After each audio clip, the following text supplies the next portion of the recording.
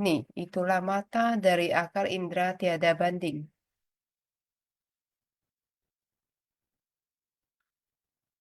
Catatan tangan, disebut akar indera tiada banding adalah disebabkan 6 akar indera berupa mata dan lainnya memiliki kekuatan yang unggul, yang bersifat mendukung, dapat menerangi kondisi luar dan membangkitkan kesadaran untuk menunaikan kegunaan dari akal indera. Makanya dinamakan akal indera tiada banding.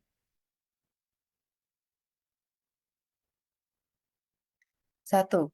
Akal indera atau panca indera dan pikiran, kita selalu bersentuhan dengan objek indera, bentuk, suara, bau, rasa, sentuhan, dan pikiran.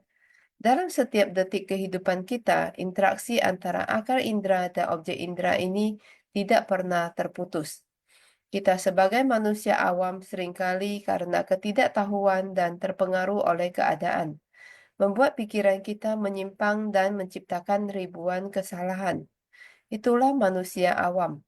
Namun, karena kita telah membaca dan menegakkan sutra, kita dapat memahami Buddha Dharma, sehingga kita dapat mengubah pandangan dan pemikiran yang negatif menjadi positif.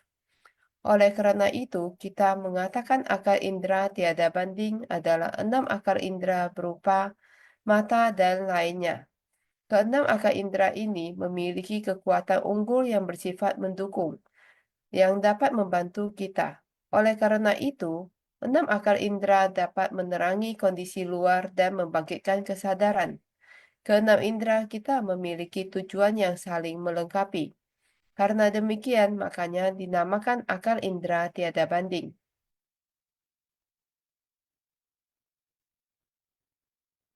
2. Berdasarkan penggunaannya dibagi menjadi 5 jenis. Mata fisik dapat melihat rintangan dan tidak tembus. Mata fisik kita melihat segala sesuatu dengan pandangan makhluk awam, penuh dengan hambatan dan tidak dapat melihat tembus. Ketika kita mengatakan tidak dapat melihat dengan jelas, artinya kita tidak dapat melihat tembus. Inilah mata fisik. Mata Dharma hanya dapat mengamati fenomena duniawi. Kita menganalisis duniawi ini seperti apa, kehidupan manusia pada umumnya seperti apa, sehingga kita bisa membedakan mana yang benar dan mana yang salah. Mata Dharma dapat menganalisanya. Mata Dharma dapat melihat segala sesuatu yang tampak. Fenomena yang muncul ke permukaan yang dapat terlihat jelas, yang kasar, tetapi ia mampu menganalisisnya. Mata dewa dapat menembus semua tanpa rintangan. Mata dewa tidak hanya digunakan untuk melihat dunia manusia yang penuh dengan urusan duniawi, tapi juga langit. Seluruhnya adalah kebajikan tanpa kejahatan. Apa yang dilihat oleh mata dewa hanyalah kebaikan, dan analisanya juga selalu pada hal-hal yang baik.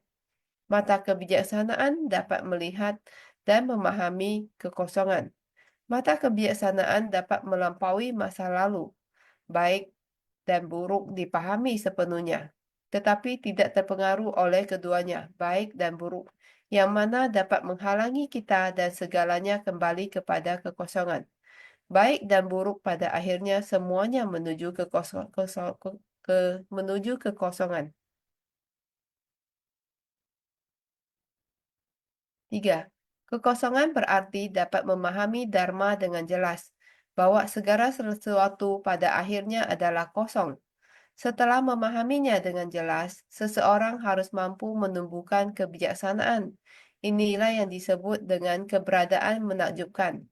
Oleh karena itu, kebijaksanaan Buddha seperti 1.000 matahari, bersinar terang dan sempurna. Tidak ada yang terlewatkan, tidak ada yang tidak terlihat, sehingga disebut mata Buddha bersinar bagaikan 1.000 mentari. Kita sebagai makhluk awam tidak dapat melihatnya. Kita masih dalam kegelapan. Jika kita berlindung, maka kita dikatakan berbalik dari kegelapan menuju terang. Kita harus mengikis kegelapan dan menuju terang. Itulah makhluk awam. Makhluk awam berada dalam ketidaktahuan dan berada dalam kegelapan. Sedangkan Sang Buddha telah mencapai penerangan sempurna.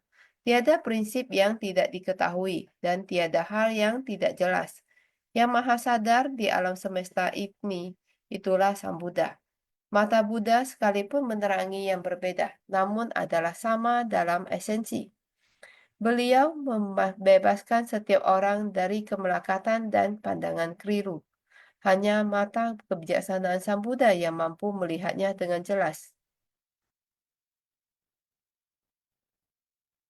Naskah Sutra akan dapat melihat 3.000 maharibu dunia, seluruh gunung, hutan, sungai, dan lautan di dalam dan di luarnya.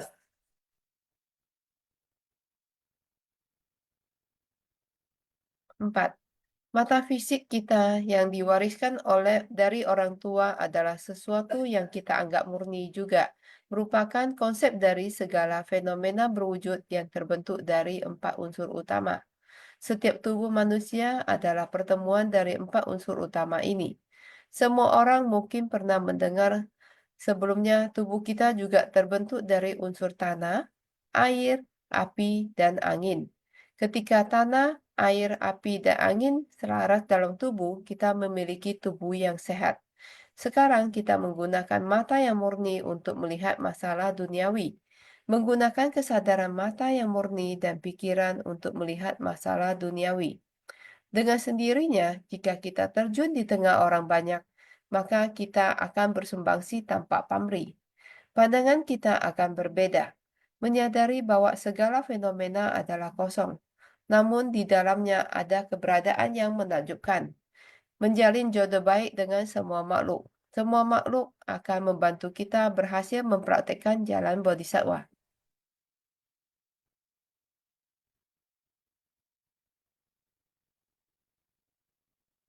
5. Murni artinya dapat berganti fungsi dengan leluasa. Inilah pandangan murni kita.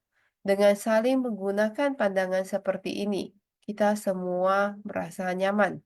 Mata fisik adalah akar debu mengambang. Akar dari debu mengambang yaitu berasal dari debu yang mengambang, sesuatu yang hanya akan tampak di permukaan. Ketika akar mengambang kontak dengan 5 objek indrawi, akan membantu akar murni untuk mengenali kondisi luar. Mereka sendiri tidak dapat mengenali kondisi luar. Mata kita sendiri tidak dapat melihat dirinya sendiri. Bagaimana bentuknya? Mata kita selalu melihat orang lain dan tidak dapat melihat ke dalam diri sendiri. Disebut akar pikiran debu mengambang. Hanya sekedar ketidaktahuan dan kerisauan batin. Bersama mata digunakan untuk menganalisis. Jika tidak, ini hanyalah sepasang mata. Jadi, bisa dikatakan bahwa akar pikiran debu yang mengambang ini hanyalah alat untuk menganalisis dalam kesadaran manusia biasa. Ini disebut batin jasmania.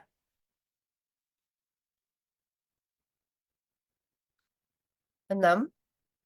Akan dapat melihat 3.000 maharibu dunia. Dapat melihat kondisi pada dunia saha, tanah perubahan ini. Melihat artinya mampu melihat dan membeda-bedakan.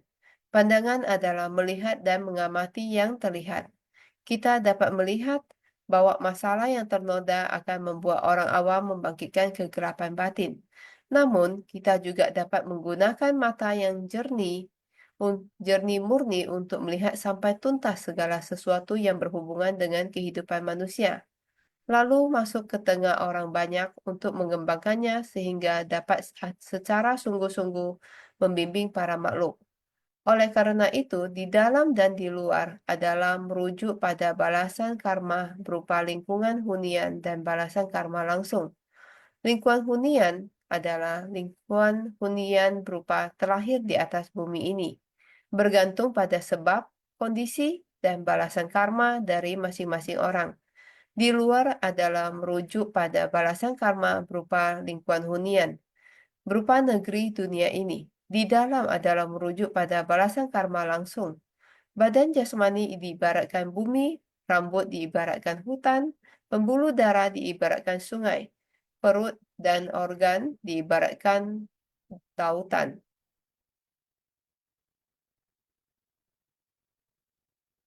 7.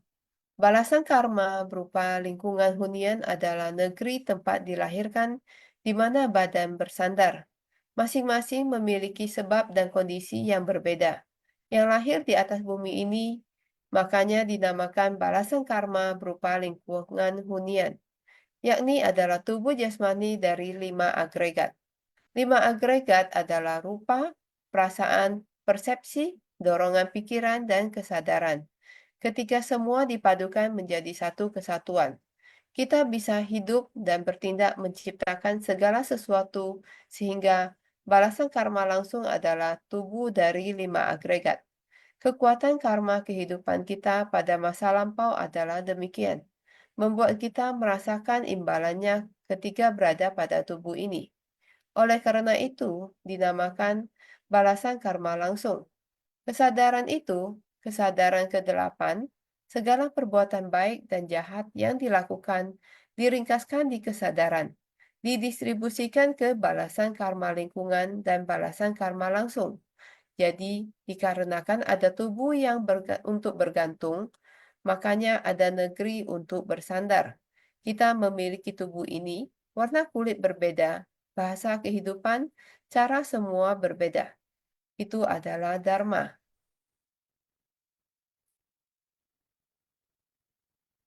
Kangen, Sesiong Sejie, demikian intisari hari ini, dan saya persilakan Januar Sesiong dan Jusni Sejie untuk sharing Kangen.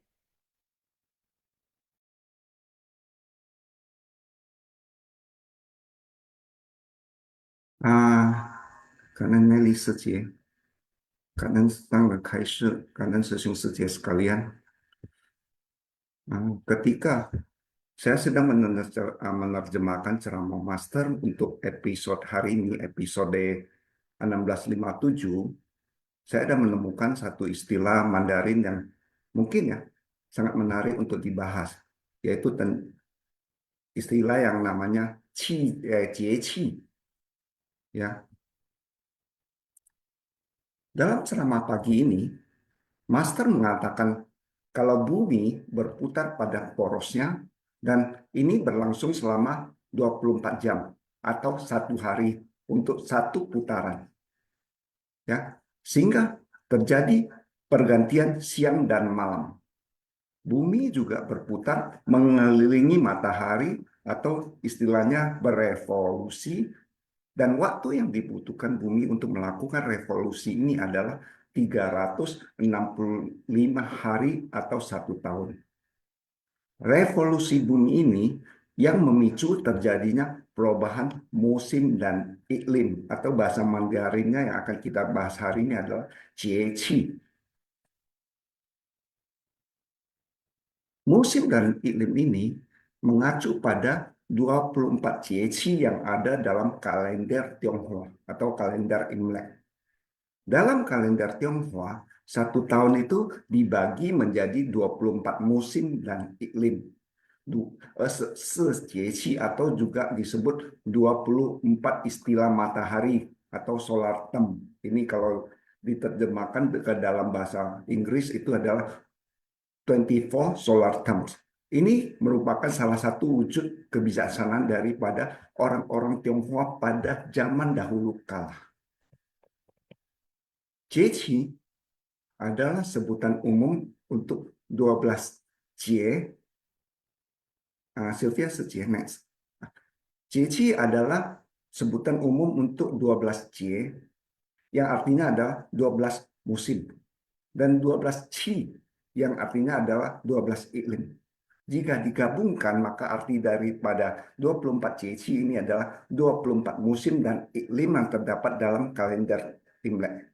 Orang-orang zaman dahulu kala membuatkan 24 JC ini berdasarkan apa? Posisi matahari di atas ekliptika. Ekliptika itu adalah orbit atau lintasan yang dilalui oleh matahari seperti terlihat dari bumi. Ya, artinya apa? Orang zaman dahulu itu mengira kalau matahari itu yang mengitari bumi, bukan bumi yang mengitari matahari. Makanya ada istilah ekliptika, orbit atau jalan peredaran matahari dalam waktu 1 tahun mengelilingi bumi. Dan ekliptika ini, ya, posisi matahari ini dihubungkan dengan urutan perubahan iklim di permukaan bumi ini. Jadi mereka melakukan perhitungan dan perhitungan melihat posisi matahari dan melihat perubahan iklim di permukaan bumi ini. Mereka lalu melakukan pengukuran bayangan matahari dengan menggunakan apa? Alat posisi matahari di langit. Kalau orang barat tuh yang seperti yang terlihat di foto itu adalah menamakannya sebagai gromon. Posisi matahari ini yang kalau bulat adalah 360 derajat itu dibagi menjadi apa? 15 derajat antara satu sama lainnya. Ya, dalam pembagian 1 tahun 360 derajat posisi matahari ini ada 4 musim kita tahu. Dan setiap musim ini dibagi lagi menjadi 6 posisi matahari yang masing-masing lamanya adalah selama 15 hari. Musim semi itu kita mulai dari musim semi yang dimulai dari Li Chun ya sampai Kui. Ya, itu adalah musim semi. Musim panas diawali daripada Li Xia sampai dengan Ta Shu. Ya, musim gugur diawali dari Li Qiu sampai dengan Shuangjiang. Musim dingin diawali dari Li Tong sampai dengan Tahan. Jadi arti daripada masing-masing Jie-Qi ini akan kita bahas nanti lebih lanjut. Tujuan daripada adanya penetapan Jie-Qi oleh para leluhur kita adalah demi memudahkan para petani untuk mengetahui kapan adalah hari terbaik untuk melakukan penanaman padi dan tanaman pangan atau biji-bijian lainnya. Di samping itu, Jie-Qi juga bisa dipergunakan untuk menentukan bulan kabisat atau istilahnya Runye. Kalau bahasa Hokkiennya Lun Gue. Ya, antara jumlah hari dalam 1 tahun kalender lunar, kalender Imlek, dan jumlah hari dalam 1 tahun kalender solar ini terdapat perbedaan sekitar 11,25 hari atau 11 seperempat hari. Oleh karena itu, setiap 2 atau 3 tahun sekali perlu disisipkan 1 bulan ekstra sebagai yang namanya bulan kabisat atau lunye. Agar tujuan apa? Agar tahun baru Imlek bulan 1 itu selalu jatuh pada musim semi. Sekarang coba kita bahas satu persatu daripada yang namanya 24 Jie ini. Dan mungkin ada sebagian istilah yang sangat familiar, ya, akrab dengan kita ya. Seperti apa? Kita tahu itu ada cengbeng, qiming, ada tongzi ya. Kita makan onde-onde tongzi itu ya cetangyen. Ya, jadi kita akan coba bahas satu persatu secara singkat. Sebab kalau secara panjang lebar mungkin waktunya akan panjang. Kita mulai dari musim semi. Li Chun adalah urutan pertama atau awal musim semi. Ya, jadi bahasa Mandarinnya dan bahasa Indonesia adalah terjemahannya. Dan yang ketiga adalah penanggalan Masehinya itu tanggal berapa. Ya, jadi Li Chun adalah urutan pertama daripada 24 Ceci melambangkan musim semi telah dimulai dan segala sesuatu di alam ini terlihat hidup kembali. Li Chun itu biasanya jatuh antara tanggal 3 atau tanggal 4 atau tanggal 5 Februari, antara 3 hari ini. Ya, kalau dalam bulan Masehi, penanggalan Masehi itu salah satu antara 3 hari ini. Bisa tanggal 3, tahun depan tanggal 4, tahun depan lagi tanggal 5 atau kebalikannya. Ini adalah hidup ya, tidak patokan mati. Kedua adalah Yisui. Yisui artinya apa? Yi kan hujan, Sui kan air. Jadi terjemahannya adalah air hujan, menunjukkan air hujan mulai meningkat. Pada saat ini, angin musim semi akan berhembus sepoi dan suhu udara perlahan-lahan naik. Dan salju yang ditinggalkan oleh musim dingin akan mulai mencair dan akibatnya uap air di udara bertambah banyak dan hujan juga bertambah sering turun. Sesiun ini adalah di Tiongkok ya, sebab Jie ini ditetapkan di Tiongkok. Jadi yang disebutkan dalam sini ini 4 musim adalah kejadian di Tiongkok. Jadi ketiga adalah apa? Jingzi. Artinya apa? Cuaca berubah menjadi hangat dan petir musim semi mulai menggelagar berbunyi.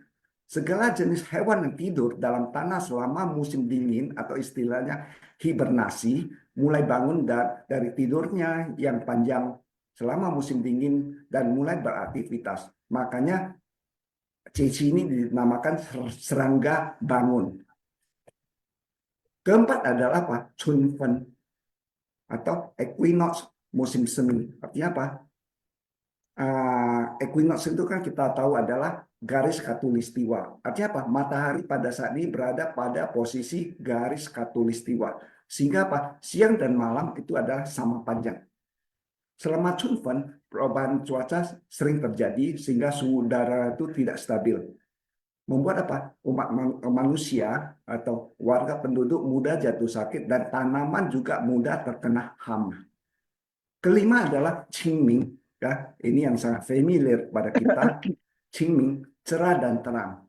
Artinya apa? Cuaca pada saat ini adalah sangat cerah dan suhu udara sangat cukup menghangatkan. Orang-orang merayakan festival Qingming untuk membersihkan kuburan daripada leluhur kita. Keenam adalah Hui, Cici terakhir dalam musim semi. Saat ini cuaca menghangat, air hujan cukup dan tepat waktu untuk apa? Padi-padian tumbuh berkembang dengan baik. Kita masuk ke musim panas. Musim panas dimulai dengan Lixia. Cahaya matahari bertambah dominan dan suhu udara makin lama makin panas saja. Air hujan juga bertambah banyak dan tanaman pertanian tumbuh semakin subur. Lalu apa? Kita masuk ke Xiaoman. Man itu artinya penuh atau lebih ya. Xiaoman jadi penuh kecil. Penuh di sini berarti apa? Padi-padian dan biji-bijian tanaman pangan lainnya mulai berisi, ya, ada isinya. Dan biji-bijiannya mulai membesar, tetapi apa? Belum matang, hanya mulai berisi, makanya disebut xiaoman. Ketiga adalah mangcong. Padi dan tanaman pangan lainnya sudah mulai matang, ya, sebagian tanaman sudah mulai matang. Selain itu suhu mulai memanas. Suhu udara yang tinggi semakin sering terjadi dan udara semakin lembab. Dan akibatnya udara menjadi panas dan pengap. Keempat adalah siatse. Cuaca yang sangat panas sudah tiba, siang hari menjadi paling panjang waktunya. Ya, selama siatse ini siang hari adalah dalam 1 tahun itu semakin panjang. Lewat siatse ini siang hari makin lama makin pendek dan malam hari makin lama makin panjang. Kelima adalah apa? Xiaoshu. Cuaca sangat panas tetapi belum panas menyengat, makanya disebut xiaoshu. Artinya apa?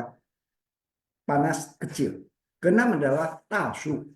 Hari yang terpanas sepanjang tahun. Artinya apa? Cuaca paling tinggi sepanjang tahun. Kalau di Tiongkok di Chongqing itu disebut apa? Seperti kompor, ya, berada dalam kompor, sangat panas sekali. Kita masuk ke musim gugur. Musim gugur itu dimulai dari apa? Li Qiu. Ya. Suhu udara secara perlahan-lahan, secara bertahap menurun. Cuaca secara perlahan-lahan menjadi sejuk dan menyegarkan. Yang song ya namanya. Lalu kedua adalah Chushu. Chu itu artinya end, berakhir. Jadi sebagai tanda berakhirnya cuaca yang panas. Suhu udara mulai saat itu mulai turun. Ketiga adalah Pailu. Ya, Pailu ini bukan di Tiongkok ya, tapi Pailu yang sebenarnya artinya apa? Embun putih. Di mana hari-hari mulai sejuk dan berembun, mulai muncul embun. Walaupun embun itu masih kecil. Ya, keempat adalah Qiufen. Pada saat ini, kalau ada Qiufen artinya apa? Saat ini matahari berada di equinox kembali, garis khatulistiwa, sehingga siang dan malam hari adalah sama panjang waktunya. Kelima, Hanlu. Embun mulai dingin dan hampir membeku menjadi es. Ya, es dengan salju kita harus bedakan ya. Kalau salju itu udah memutih, kalau es itu seperti yang es yang ada di dalam kulkas kita. Tanaman mulai berguguran dan permukaan bumi itu menjadi kering. Ya, keenam adalah Songjiang. Song itu kan embun, yang itu turun. Jadi semua embun itu sudah turun menjadi es. Cuaca membuat cuaca makin dingin. Tanaman yang tidak tahan dingin pada saat ini akan berhenti tumbuh dan menampakkan panorama musim gugur yang indah. Jadi ini adalah saat paling tepat untuk menikmati pemandangan daripada daun yang berguguran yang nampak kuning, ada yang coklat, seluruh taman itu nampaknya Semua daun di tanah dan pohon-pohonan itu berwarna kuning. Sangat indah sekali. Musim dingin. Yang terakhir musim dingin. Dimulai dari apa? Litong. Di mana hari-hari sudah dingin sehingga apa? Para petani tidak bekerja lagi. Semuanya pekerjaan di lahan pertanian sudah berhenti dan hasil panenan yang dipanen pada bulan-bulan sebelumnya akan disimpan pada bulan ini ya pada CC ini untuk apa? Nanti dimakan pada saat musim dingin. Kedua adalah Xiaoxie, suhu udara mulai turun dan salju juga mulai turun. Ketiga adalah Taxie, salju makin besar, permukaan jalan dan tanah akan dilapisi oleh salju putih. Keempat adalah Dongzi, ya. Ya, Saat, nah kayak gini nih Bandung, cuaca Bandung nih kayak gini nih. saat kita Enak. itu makan onde-onde, ya. Kedatangan suhu dingin dalam musim dingin, ya, malam hari menjadi paling panjang waktunya pada saat Dongzi ini. Setiap keluarga berkumpul untuk sama-sama makan onde. Ya, kelima adalah Xiaohan, mulai masuk musim dingin yang menggigilkan dan udara dingin bertahan cukup lama. Keenam, yang terakhir adalah Tahan, hari yang terdingin dalam sepanjang tahun. Suhu dingin dan angin kencang berembus, salju di permukaan bumi tidak mencair lagi dan menampakkan pemandangan salju yang membentang luas. Oke, selesai.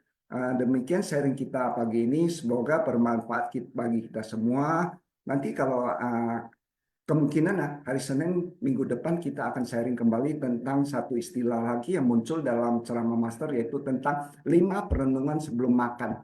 Secun ukuan ya, kan entas ya, kan kembali ke Janur moderator, Sesiong, kan. ya kan? Ya atas sharingnya ya, di mana kita di daerah tropis ini jadinya belum pernah merasakannya yang 4 musim, kita juga bisa lebih mengerti ya. Ternyata ada 24 cici yang tadi sudah dijelaskan oleh Januar Sesiong kan atas sharingnya Sesiong. Dan selanjutnya saya persilakan Piviliang Sesie untuk sharing kan. Naskah Sutra akan dapat melihat 3.000 maharibu dunia, seluruh gunung, hutan, sungai, dan lautan di dalam dan di luarnya. Jadi semuanya ini dapat melihat kondisi pada dunia saha, yaitu tanah perubahan ini. Seluruh gunung, sungai, dan lainnya ini adalah wujud yang berbeda-beda yang terlihat. Jadi di dalam dan di luar itu merujuk juga pada balasan karma, berupa lingkungan hunian dan balasan karma langsung. Di luar merujuk pada balasan karma lingkungan hunian, yaitu negeri di dunia ini. Dan di dalam itu merujuk pada balasan karma langsung, yaitu badan jasmani ini, yang diibaratkan bumi, rambut diibaratkan hutang, pembuluh darah diibaratkan sungai, perut dan organ dalam diibaratkan lautan. Dan juga balasan karma berupa lingkungan hunian ini adalah negeri tempat dilahirkan, di mana badan kita bersandar. Dan juga balasan karma langsung ini adalah tubuh dari 5 agregat yang disebabkan oleh kekuatan karma, sehingga kita bisa menerima balasan karma berupa tubuh jasmani ini. Jadi di sini dikatakan bahwa manusia itu hidup di alam nafsu ini penuh dengan nafsu keserakahan. Hendaknya tidak membiarkan konsep pikiran yang mencemarinya. Dan juga Buddha bisa melihat dengan tuntas kehidupan manusia yang dipadukan dengan prinsip kebenaran dari segala sesuatu yang ada di alam semesta. Inilah pandangan dan pengetahuan Buddha untuk membimbing dan merubah para makhluk dan juga mencintai segala makhluk. Inilah pandangan yang jernih murni, tidak ternoda. Ketika mata fisik yang terbawa lahir dari kedua orang tua menjadi murni, maka segala fenomena berwujud yang terbentuk dari 4 unsur utama akan menjadi murni pula. Itulah mata dari akar indera yang tiada banding, yang biasa juga disebut dengan mata fisik. Jadi memang manusia ini ya memiliki 6 akar indera. Tetapi mata inilah yang disebut akar indera yang tiada banding. Karena ini dapat menerangi kondisi luar dan juga bisa membangkitkan kesadaran agar kita bisa menunaikan kegunaan dari akar indera ini. Dan dikatakan lagi bahwa akar mata fisik juga adalah akar debu yang mengambang. Jika berkontak dengan 5 objek indera, akan membantu akar itu menjadi murni dan juga untuk bisa mengenali kondisi luar. Sedangkan mereka sendiri tidak dapat mengenal kondisi luar. Maksudnya mereka tidak bisa melihat keadaan diri sendiri, tetapi selalu hanya bisa melihat orang lain dan kekurangannya. Semenjak pertama kali terserap, akan melekat pada akar, objek, dan kesadaran pikiran. Dan ini juga kita dapat melihatnya bahwa di dunia saha ini segala sesuatunya itu selalu terpengaruh oleh kondisi luar. Jadi dengan pikiran yang bisa berlari kencang ini mengikuti perubahan kondisi dan bisa ternoda oleh fenomena dharma. Dan juga dengan murninya, dengan mata murni ini dapat berganti fungsi dengan leluasa, yaitu kita memiliki pandangan murni dan kita bersyukur atas pandangan, atas fungsi mata ini. Mata ini selalu melihat orang lain hanya melalui refleksi pengetahuan,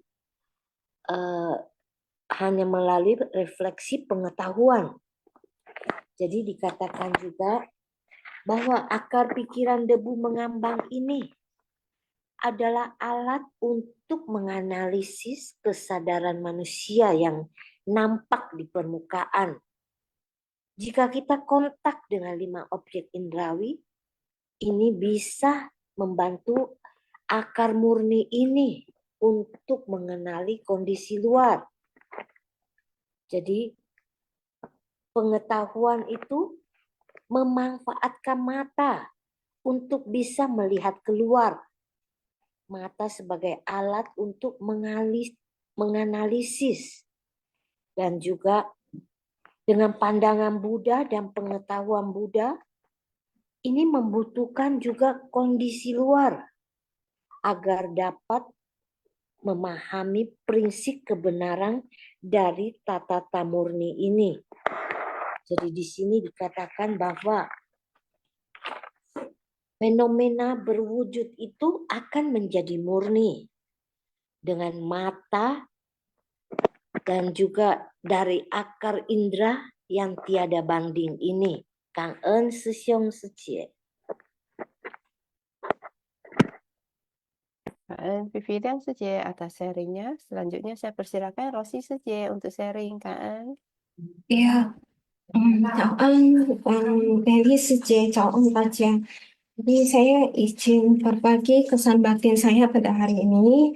Sebelum saya memulai, saya izin untuk seperti biasa, 感恩商人开示，感恩kepada Sesiong Sejaman semua, termasuk yang telah sharing, yang Luar Sesiong dan juga Vivian Seje maupun Sesiong Sejaman yang hadir pada hari ini.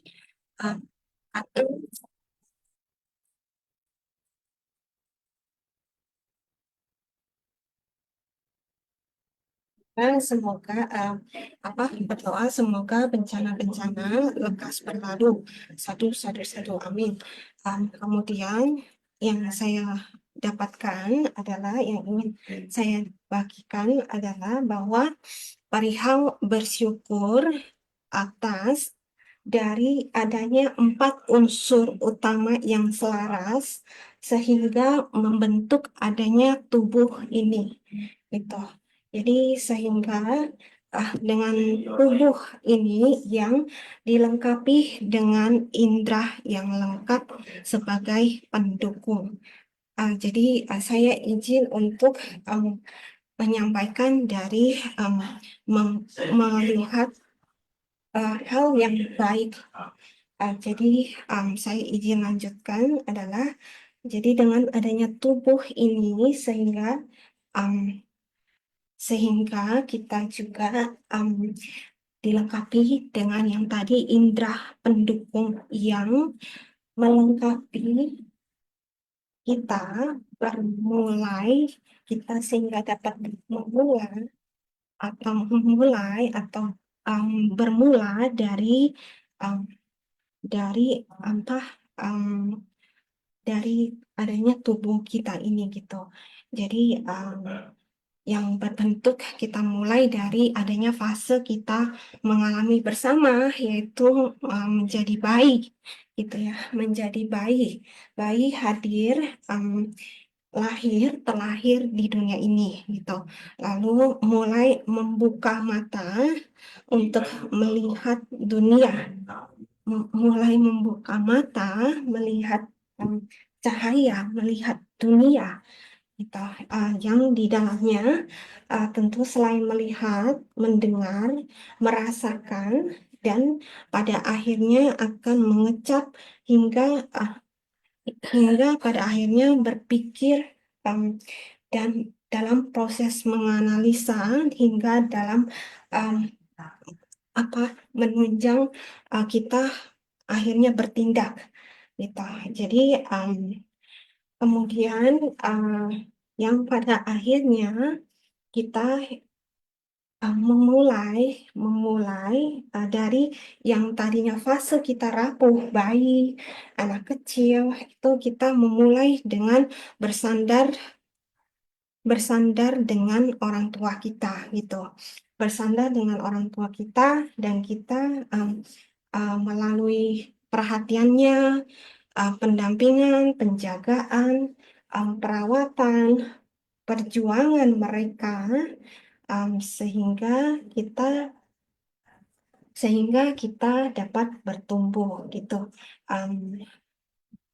Jadi terlebih dahulu yang saya rasakan, yang saya ingin bagikan bahwa sangat berterima kasih, bersyukur kepada orang tua yang telah memberikan cinta kasih tulusnya dan wujud cinta kasihnya tersebut, sehingga yang kita dalam perjalanan kita bertumbuh dalam fase kita juga mendapatkan ternyata terdapat peranan semua makhluk yang di dalamnya mungkin kita akan sebut sebagai kenalan, kerabat, teman, musuh, guru, para hewan dan sebagainya, atau hingga kita berada bersumbangsih di tengah masyarakat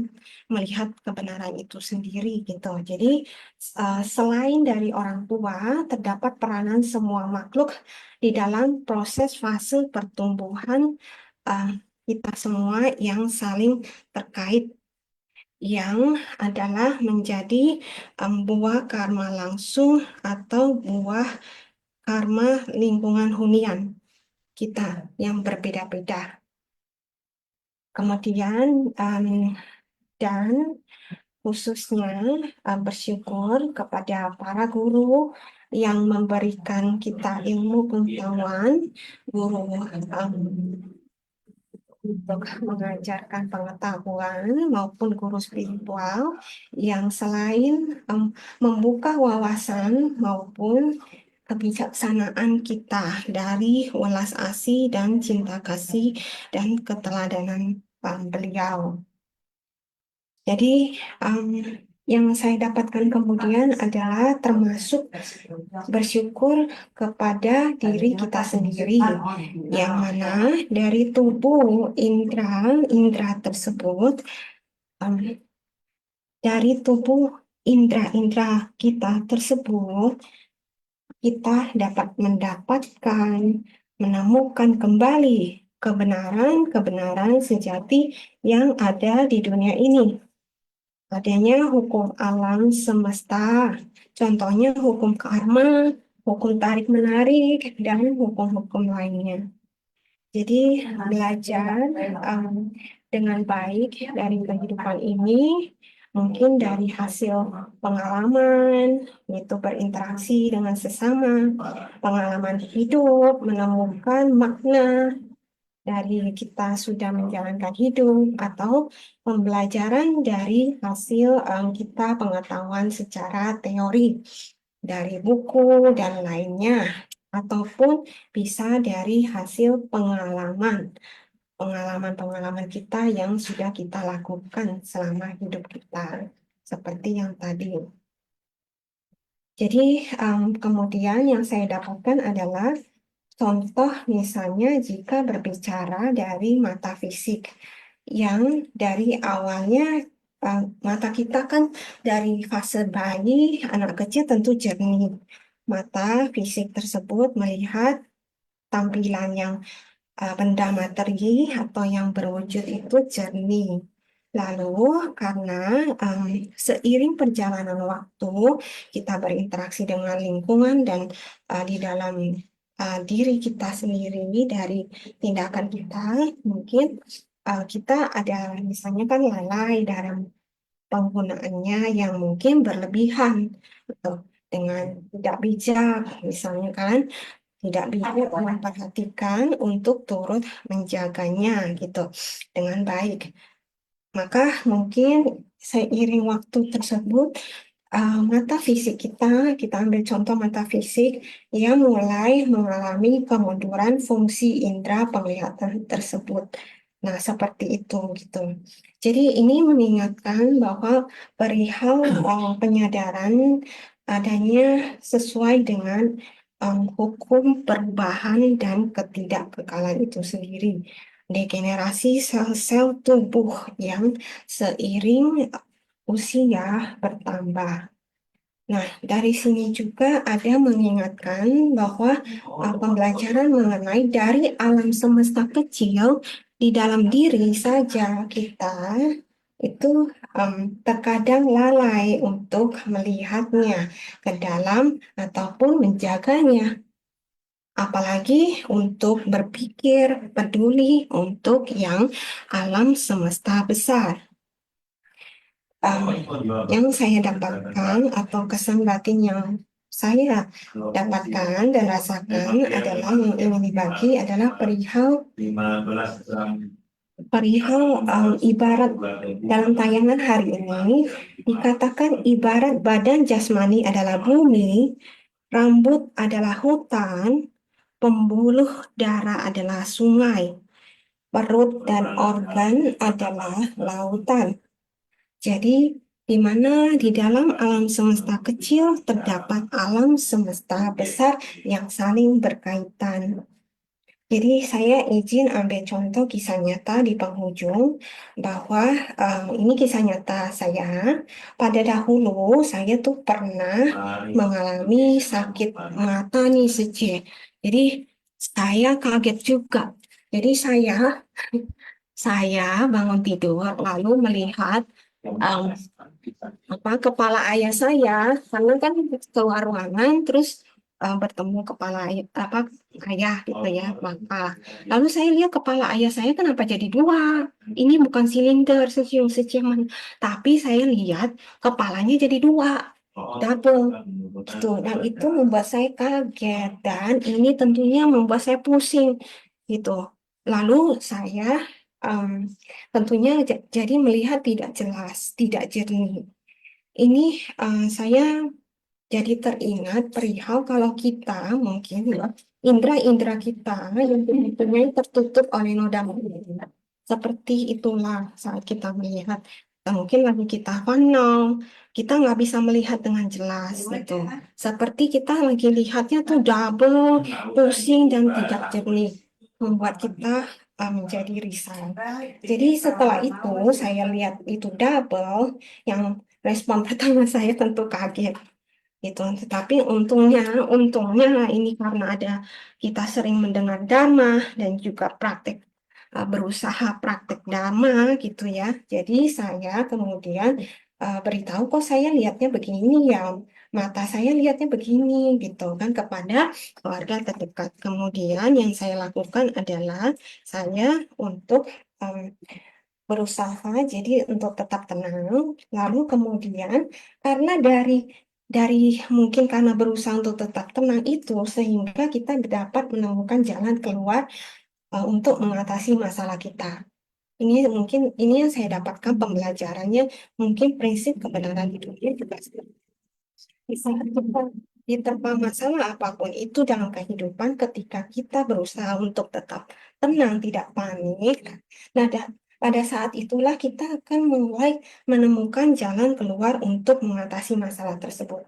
Nah, ini yang saya rasakan. Jadi, saya kemudian ya sudahlah dalam hati saya bilang, ya sudahlah terima saja. Sudah mengalaminya kan gitu. Nah, akhirnya saya mulailah untuk minum goji gitu ya, goji blend. Nah, goji blend ini bagus untuk mata, untuk kesehatan mata. Jadi saya minum goji, kemudian jus wortel, kemudian saya saya ada berdoa yang khusus untuk kesehatan mata. Nah, ini kemudian saya coba selama 3 hari, ternyata ini belum juga em, apa sembuh, tetapi mulai berkurang lah, tapi belum sembuh. Nah, pada akhir itu saya mulai ke dokter mata, ke klinik mata, dan diperiksa secara keseluruhan, dan ternyata untungnya tidak ada yang berat. Bersyukur. Tetapi dari hasil pemeriksaan dokter, dokter mengatakan bahwa itu kita nggak tidak boleh terlalu tegang, artinya nggak boleh terlalu syaraf kita nggak boleh terlalu tegang, jadi harus lebih rileks, seperti kita diingatkan oh harus memang kembali ke jalan tengah itu gitu, nggak boleh terlalu berlebihan kiri maupun kanan, pada akhirnya merusak kita punya semua organ-organ tubuh kita ada eh, apa yang dalam prinsipnya seperti itu. Jadi setelah itu dikasih vitamin mata Optimax, maaf, ini saya eh, eh, apa tidak jadi karena ini merek. Jadi diberikan vitamin mata. Nah, dari situ akhirnya pun sembuh. Dan ternyata bukan hanya sembuh sesiung ternyata minus saya tuh berkurang. Gitu, minus saya berkurang, yang tadinya berapa kok jadi hanya 0, sekian gitu. Nah, jadi yang saya pelajari, yang saya dapatkan izin berbagi adalah perjuangan-perjuangan kita di dalam kehidupan ini gitu, dan ada menggunakan mata. Mata kita sering terpapar radiasi sinar elektronik berupa HP, TV, dan itu kita gunakan secara berlebihan. Dan terkadang itu ternyata berdampak buruk kepada kesehatan mata itu sendiri. Gitu. Nah, jadi yang saya dapatkan di sini perihal yang Lord Susyun telah membagikan perihal matahari. Matahari yang diibaratkan sinar yang terang benderang. Seperti itulah sinar Dharma. Sehingga yang tentunya kalau sinar Dharma berdampak positif meskipun kita rutin memakainya gitu. Tetapi kembali lagi ke jalan tengah di mana dikatakan menjadi bumi yang mengorbit kepada matahari selama 24 jam. Inilah yang saya dapatkan sesiung siceman kanan kanan saja. Kak En, Rosi saja ya, Kak En atas sharingnya ya, banyak sekali yang di-sharing di mana mungkin dari pengalaman Rosi saja ya, yang matanya mendadak bisa melihat dua itu ya.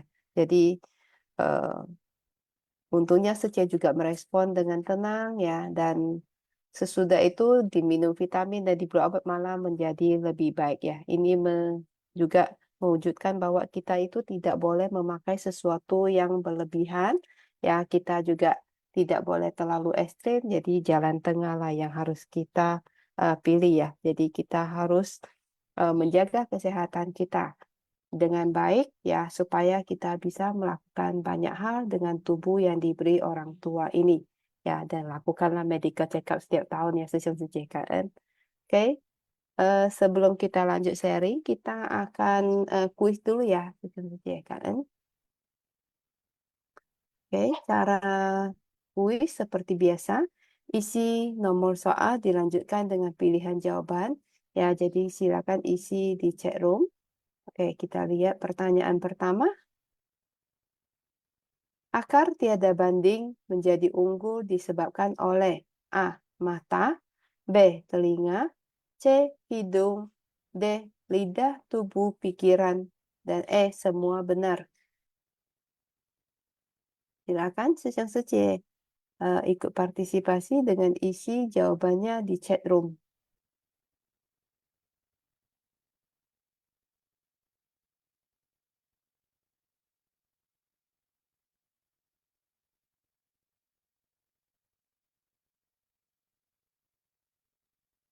C, Ya, chatnya dibuka, C. oh chatnya belum buka ya? Oke, Baru ini, C. host, ya, hostnya bisa bantu? Sudah, Ya, C. oke, ya udah ya kan.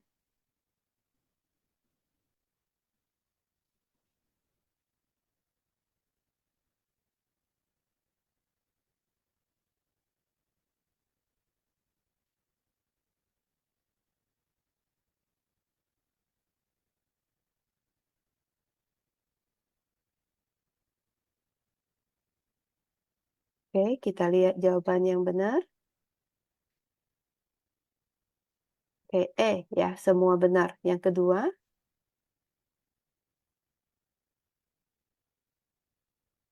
mata yang bisa mengamati fenomena duniawi adalah A. Mata Dharma, B. Ya. Mata Dewa, C. Mata kebijaksanaan, D. Mata fisik, dan E. Mata-mata.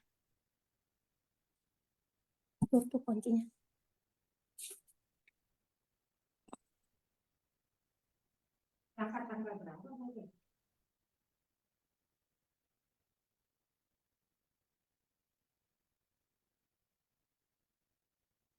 Oke, kita lihat jawabannya.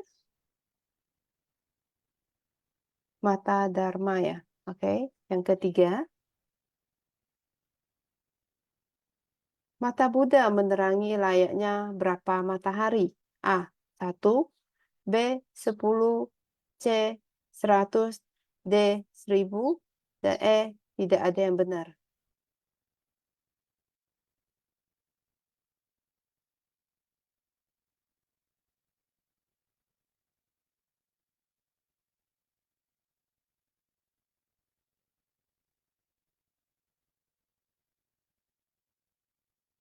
Oke, kita lihat jawaban yang benar.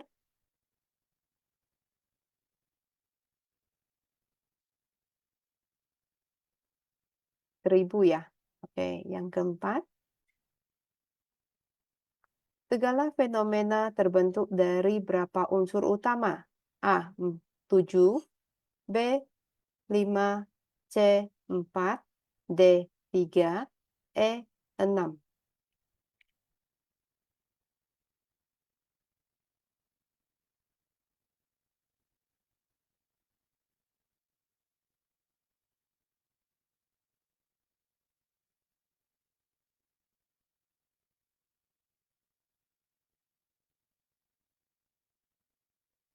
Oke, kita lihat jawabannya adalah 4 ya. Jadi terdiri dari tanah, air, api, dan angin. Oke, yang kelima. 4 unsur utama yang dimaksud adalah A. Tanah air, B. Api angin, C. Emas air, D. A dan B benar, E. B dan C benar.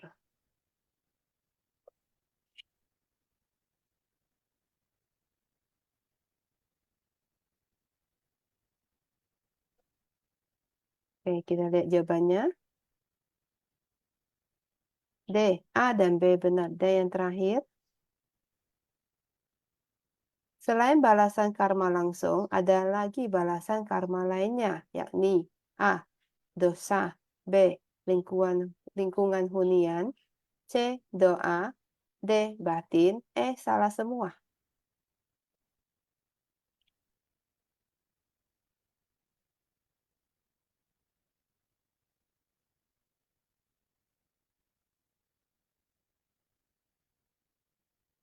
Oke, kita lihat jawabannya. Ya, oke, B. Lingkungan hunian. Oke, kepada Sejong Sece yang telah berpartisipasi. Ya, jadi kita akan lanjut sharing ya. Sejong Sece tadi Master mengatakan bahwa ada 4 unsur utama di mana ada tanah, air, api, dan angin. Yaitu adalah di dunia ini kita ada alam semesta besar dan alam semesta kecil. Seperti yang tadi Rosi Sece sharing bahwa ya jika terjadi ketidakselarasan maka kita akan tidak sehat. Ya, makanya kita butuh menggunakan tubuh kita dengan baik, kita butuh menjaga dengan baik ya. Dan tadi Januar Session juga mengatakan bahwa ya sebenarnya setiap hari itu setiap 15 hari itu ya punya satu ceci ya. Jadi itu berubah-ubah terus, tapi kadang kita tidak sadar, tidak menyadari itu ya. Dan kita juga setiap harinya sedang menuju eh, penuaan ya. Jadi tanpa sadar ya mata sudah mulai menurun ya penglihatannya ya. Jadi membuktikan bahwa terjadi penuaan di dalam tubuh kita ya. Terjadi sel yang tumbuh dan mati kembali gitu loh. Jadi kita setiap hari itu di dalam tubuh itu kita berubah-ubah ya. Oke. Oke, saya bacakan. Selamat kepada Leo Rianto Sesyong dari Medan. Selamat kepada Fatima Sece dari Tebing Tinggi. Ya. Selamat kepada Maria Teofila Sece dari Makassar. Selamat kepada Aini Lijaya Sece dari Medan. Selamat kepada Melina Wasnusi Sece dari Palembang. Dan sebentar satu lagi. Oh ya, nggak ada pemenang ya. Oke. Kan. Kepada Indra Sesyong, silakan, Kak En. Ya, kanan sang dan Kaiser kan Nelly Suci ya. Kalau boleh saya mau bertanya sama Januar Sesiung ya. Saya lihat masih ada di Iya, silakan Sejong. Motor Kalau Laos. gitu. Ya. Ya kanan ya atas sharingnya Sesiung sangat detail ya. Cuma ada terpikir ya. Ini kan ada 4 musim ya, Chunxia Jiutong ya. Pertanyaan saya pertama itu Chunxia Jiutong itu apakah putaran itu ya tadi waktu-waktu tanggal sama bulannya itu termasuk suatu prinsip kebenaran. Yang kedua, kita lihat itu kan Chunxia Jiuteng ya, musim dingin. Kadang sebelum musim dingin udah dingin kali ya. Nah, kadang seharusnya musim dingin masuk ke musim semi, masih ya, lewat bulan 2 masih dingin lagi ya. Nah, itu perhitungan 24 posisi tadi itu bagaimana menjelaskannya ya, Susyong? Kanan ya, Susyong? Kanan Sejong, kanan. Sejong ini kalau apa yang dibuat oleh manusia itu adalah kebenaran, tapi kebenaran duniawi atau kita sebut sejenfa, dharma duniawi ya Sejong. Jadi ini juga satu kebenaran hanya saja bukan kebenaran non duniawi atau cu sejenfa. Ya seperti ini sama dengan kalau hukum pidana apa segala itu semua adalah kebenaran. Selama belum ada kebenaran lain yang bisa mengubahnya, itu masih kebenaran duniawi. Nah, terus tentang iklim, iklim itu sebetulnya itu yang kebijaksanaan daripada para leluhur itu adalah sangat-sangat tepat sekali untuk kondisi duniawi. Akan tetapi seperti yang dikatakan oleh Master, karena sekarang terjadi perubahan iklim yang sangat drastis ya, sehingga iklim ini tidak lagi sesuai dengan alamiahnya. Jadi sudah berubah sesiok ya. Makanya dikatakan sekarang seperti sekarang di China anak saya kan baru kembali dari sana, dia bilang sekarang saja sudah seperti musim dingin ya, sudah ada yang di bawah 0 derajat. Padahal kalau secara alamiah itu belum terjadi. Jadi ini karena kondisi sekarang karena adanya perubahan iklim ekstrim, Sesiong. Ya, jadi tidak alamiah lagi. Sebab ini udah era kemunduran Dharma, Sesiong. Demikian Sesiong. Indra Sesiong, kanan. Ya, ya kanan ya Sesiong ya. Artinya ulah manusia mempengaruhi perhitungan juga ya Sesiong ya. Oke, Benar, Sesiong. kanan sharingnya, kanan Sesiong. Kanan. Kak Indra Sesiong ya atas pertanyaan. Jadi walaupun itu sudah dihitungkan, berarti ada kemungkinan berubah ya karena perubahan iklim yang dilakukan ya oleh ulah manusia, di mana ini juga menjadi topik ya yang menjadi pembahasan dan sangat berpengaruh kepada kehidupan manusia, di mana makin banyak terjadi ya bencana-bencana alam yang terjadi karena perubahan iklim ini. Jadi salah satu juga yang sangat digalakkan oleh Ceci adalah dengan melakukan pelestarian lingkungan, ya bagaimana kita cara merubah ya atau setidaknya mengurangi perubahan iklim ya resiko perubahan iklim kepada manusia. Oke, silakan Sesiong Ceci. Kita masih punya waktu untuk sharing, silakan. Dari para peserta yang menang, apakah ada yang mau sharing? Silakan.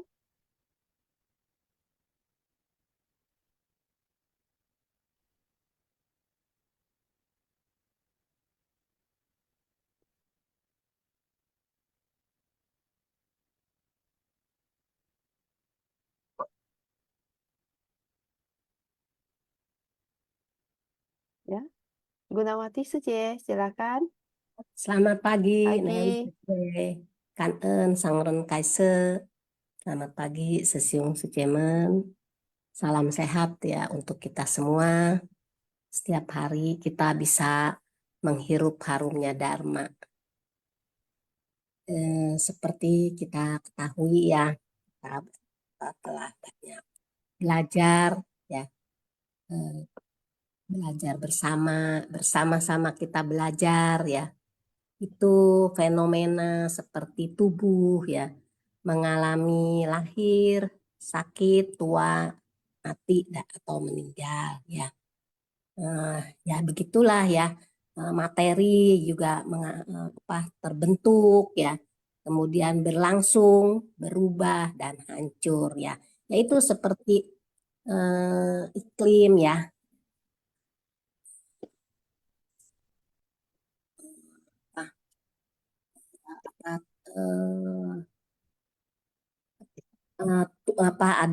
Ada angin, ada api, ada tanah ya.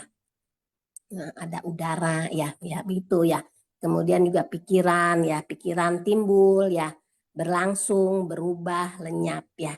Nah, itulah ya fenomena-fenomena yang kita sering temukan ya. Jadi memang ya harus kita bisa memaknainya, harus kita bisa memahaminya, jangan selalu dilekati ya, harus belajar, harus bisa melepaskannya ya. Tadi juga dikatakan di dalam ceramah master ya, kadang-kadang kita ya tujuan kita nih bersumbangsi tanpa pamrih ya. Kadang-kadang niat kita ya memang mau bersumbangsi tanpa pamrih. Tapi begitu sudah terjun, entah itu di intern atau di kerumunan masyarakat ya, itu kita kayaknya ingin mendapatkan sesuatu ya, ingin memperoleh ya, kan? Memperoleh ya itu tergantung pada pikiran manusia masing-masing ya. Ada yang ingin memperoleh pujian ya, akhirnya yang didapatkan, aduh kok saya yang saya dapatkan ini adalah sebuah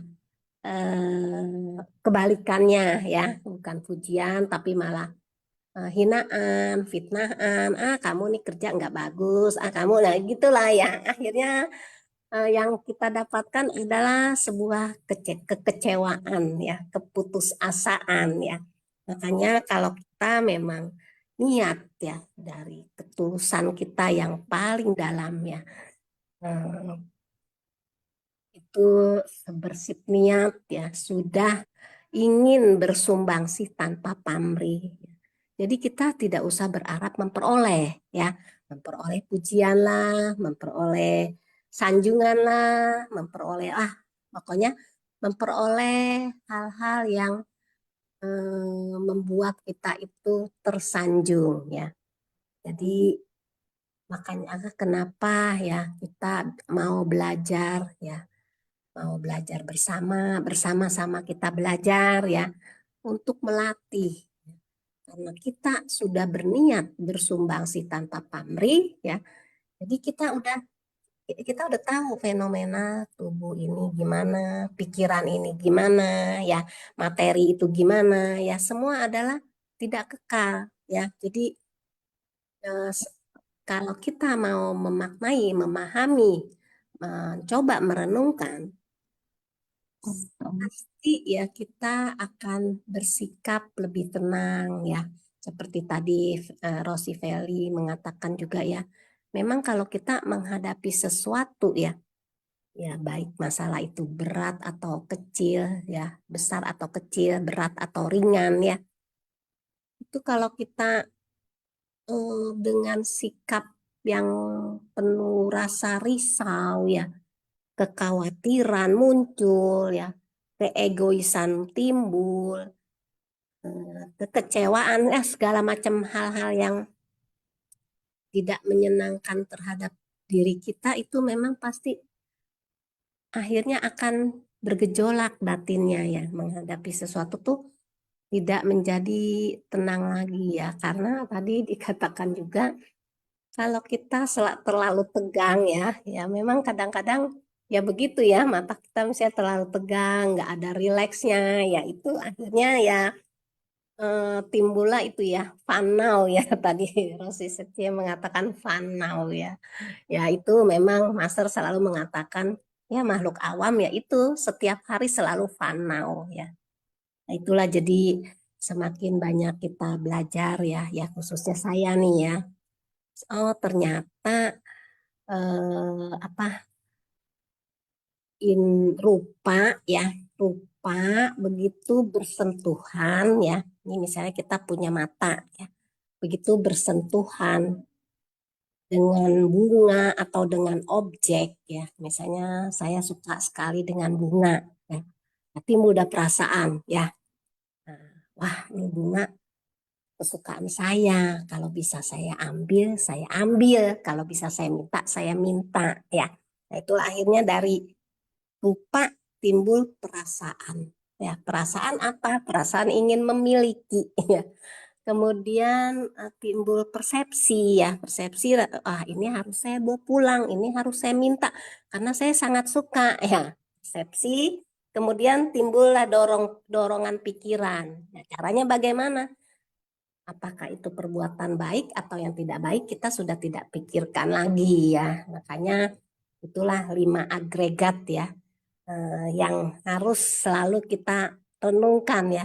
Saya juga awal-awal apa sih 5 agregat ini ya?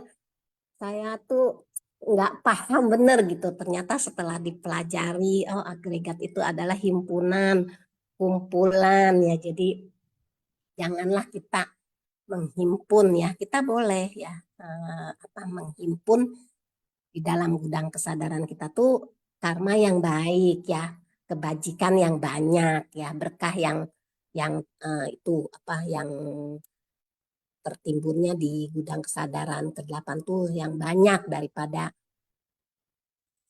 buruk ya. Nah, jadi begitu kesadaran kita timbul, nah kita kan sudah bisa membedakan ya dari 5 agregat itu nanti kan timbul kesadaran, oh ternyata bunga itu bukan milik saya, ternyata bunga itu memang kesukaan saya, tapi itu bukan milik saya. Oh, tidak usah saya lakukan hal yang tidak baik ya. Akhirnya di gudang kesadaran kita ya tersimpanlah kebajikan ya. Hal-hal yang baik, bukan hal-hal yang tidak baik ya. Ya itulah, jadi belajar terus, sedikit-sedikit memahami ya, kita bisa mempraktekannya ya. Jadi memang ya, di dalam mempelajari prinsip kebenaran ini ya, banyak hal-hal ya dalam kehidupan sehari-hari tentunya ya, yaitu dari 5 indera ya, 6 indera termasuk pikiran ya, bersentuhan dengan 6 objek ya. Nanti kesadaran yang timbul, apakah itu kesadaran yang bisa kita hapus kesadaran yang tidak baik, kita timbulkan kesadarannya yang baik. Oh, ini tidak baik, harus diperbaiki gitu kan. Kita berarti setelah tersadarkan, oh ini tidak baik gitu. Makanya kenapa kita selalu menapaki jalan bodhisattva ini, supaya kita menjadi manusia yang berpikirnya selalu sadar gitu. Oh ini tidak baik, berarti saya tidak usah ucapkan ya. Kalau bisa, namanya juga berusaha ya setiap hari ya. Ya khususnya saya lah ini ya, lagi belajar, sama-sama belajar ya. Oh, ternyata ini hal yang tidak baik dilakukan. Oh jangan ya.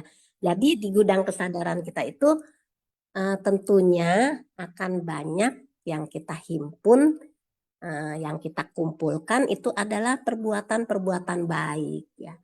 Nah, begitu pasti ya, yang namanya di gudang kesadaran itu ada perbuatan baik dan perbuatan buruk ya. Pada saat berbuah ya jalinan jodoh yang tidak baik ya.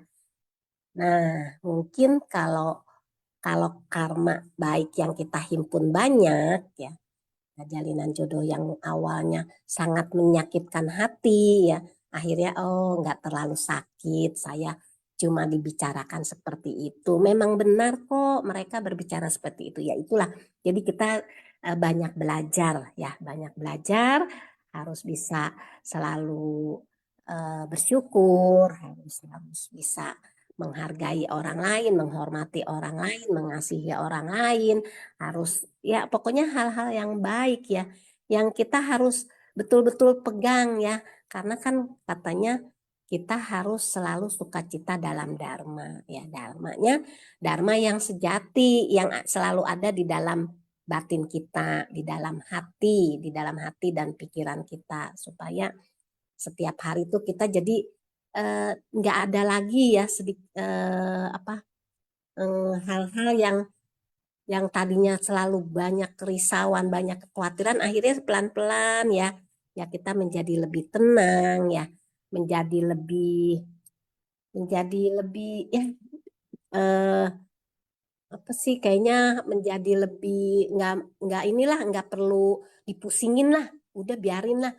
Mungkin ini memang seperti ini gitu, lebih banyak mau menerima gitu. Kadang-kadang kan orang sulit ya untuk menerima, nggak bisa, saya kok bisa begini, nggak bisa, saya nggak bisa terima kok apapun yang kamu nasehatin kepada saya, yang menginspirasi saya masih belum bisa terima. Nah, semoga kita tuh dengan semakin banyak sukacita di dalam dharma sejati ya, nah kita akhirnya bisa mengikis dan mau menerima keadaan apapun ya yang kita hadapi ya. Itu sedikit-sedikit coba kita bisa merenungkan, oh iya nggak apa-apa, saya bisa menerimanya dengan ya begitu, selalu berlapang dada, mau berpengertian ya terhadap orang lain ya.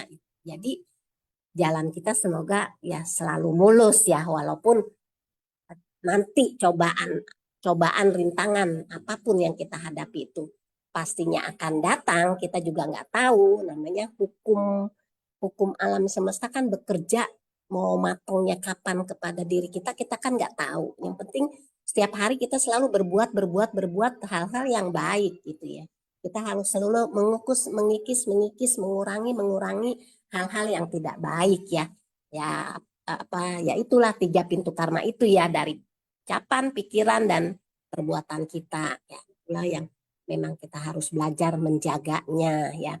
Ya semoga ya sehari demi sehari ya kehidupan kita lalui ya, semakin banyak kemajuan sehat, berkah berlimpah ya kepada semua makhluk dan kepada kita semua ya, itulah yang selalu kita doakan setiap hari ya. Itu saja ya Nelly Sece yang bisa saya berikan, yang bisa saya sharingkan. Kan Nelly Sece. Kak En Gunawati Suci ya. Kak En, jadi Suci tadi Master juga katakan ya bahwa mata kita itu selalu melihat orang lain ya. Kita itu nggak bisa lihat ke dalam, kita cuma bisa ke depan dan kiri kanan gitu ya. Sehingga kita juga butuh ya mitra bajik untuk menunjukkan ya, untuk mengembangkan bahwa kita ada hal-hal yang butuh tingkatkan lagi di mana. Jadi kita kangen kepada mitra bajik kita yang bersedia menunjuk bahwa kita ada hal-hal loh yang butuh dikembangkan ya. Oke, Kak En. Dan sebagai seri penutup, silakan Rosi Suci, Kak En. 呀，感恩那位师姐。Jadi,感恩kepada sejaman dan sesung yang mengingatkan kembali dan melengkapi ya. Jadi yang saya dapatkan kesan batinnya adalah perihal yang tadi dari masalah mata double tuh yang kisah sedikit contoh yang saya utarakan itu saya mendapatkan gini sesung. Jadi kita punya mata dua ya kan, kanan dan kiri. Tapi mata kita bisa bekerja sama dengan baik dan harmonis agar fungsinya dapat berjalan dengan baik. Kita punya mata dua, harusnya kan ngelihat ada dua. Tapi ternyata dari dua mata menjadi satu dan menjadi jalan yang tengah. Begitu pula dengan telinga. Telinga ternyata ada dua, kanan dan kiri. Tapi kok kita nggak pusing ya? Bertabrakan dengar telinga yang dengar suara kanan, dengar suara kiri, tapi bisa difungsikan dengan sedemikian harmonis sehingga kita mendengarnya jernih suaranya itu dan dapat mendengar dengan baik. Jadi itu yang saya dapatkan ternyata memang indera-indera di tubuh kita ini memiliki kandungan prinsip kebenaran di dalamnya gitu. Dan karena dengan adanya kesadaran dan dharma yang ada di dalam diri kita sehingga memicu kita untuk kita mulai dapat memahaminya, memahami dari adanya kebenaran itu sendiri gitu. Sejak itu yang saya dapatkan perihal untuk kita mengingatkan kita kembali perihal bekerja sama dengan harmonis agar fungsinya dapat berjalan dengan baik. Seperti itulah yang ada di semua makhluk maupun lingkungannya dengan lingkungannya cuaca dan lainnya. Kan saja. Kak En Rosi Suci atas sharingnya ya. Jadi kita lebih mengerti lagi terhadap tubuh kita, di mana di dalam kita itu banyak sel, banyak organ ya. Mereka itu bekerja sendiri ya secara alamiah. Jadi kita juga tidak perlu mengingat kapan kita butuh bernafas ya. Kita tahu oh tangan kita akan merespon sendiri ya. Jadi ini benar-benar dibutuhkan keselarasan, menunjukkan bahwa tubuh kita itu selaras. Jadi kalau tubuh kita tidak selaras, kita akan merasakan efeknya ya.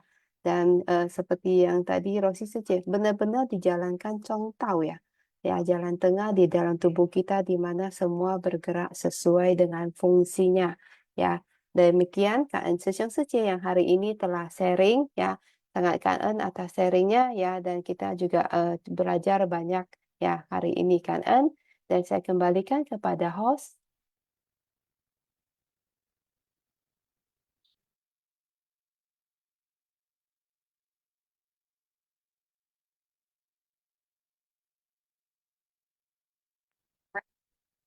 感恩师共上人开示，感恩师故师伯，金寺妙莲华熏法香与会, kosakata熏法香, bab 18, jasa kebajikan dari turut bersukacita, episode 1657, fenomena berwujud menjadi murni, itulah mata dari akar indera tiada banding. Xuemai, pembuluh darah, penteng, berlari kencang, berpacu, Zuan lie wei sheng, mengubah merendah menjadi unggulan. Sheng li, kekuatan unggul. Zheng shang, penyokong. Bersifat mendukung atau membantu, adipati. 节气, posisi matahari, istilah matahari dalam kebudayaan Tionghoa, musim dan iklim. 感恩是故事博，早上好。感恩同学，siang seje, silakan kita berdiri. 请合掌，向佛陀以上人行，上问讯，礼问讯，再问讯，三问讯。感恩，感恩大家。感恩 L 师姐，感恩大家。感恩师兄师姐们。再见，师兄师姐。